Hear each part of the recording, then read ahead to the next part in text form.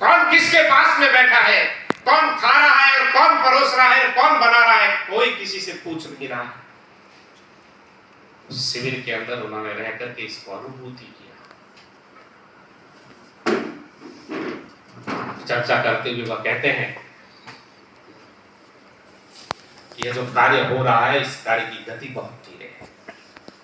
आज जिस प्रकार की राष्ट्र में परिस्थितियां निर्मित हो रही है, इसके लिए और तेज गति से इस कार्य को करने की आवश्यकता है।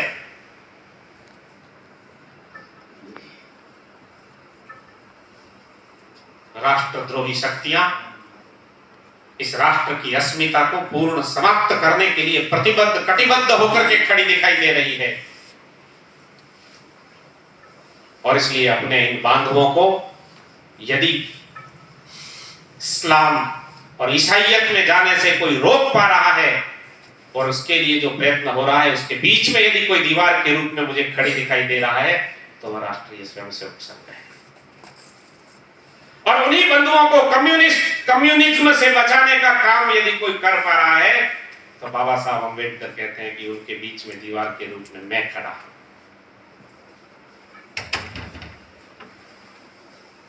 विचार करिए, आज बाबा साहब अम्बेडकर के नाम पर जिस प्रकार से लोग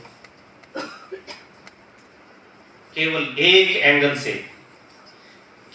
एंगल से उनके जीवन की व्याख्या करते हैं। बस उनका जो बहुआयामी व्यक्तित्व है,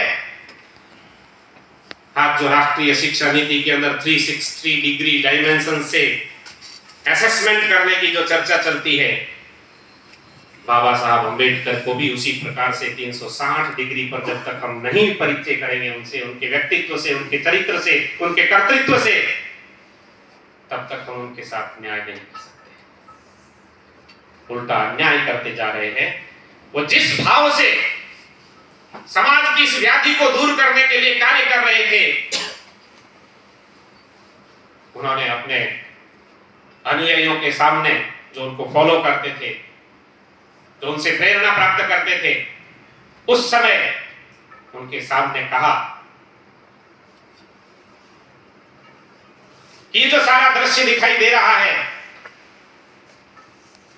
यदि मैं चाहूं तो जैसा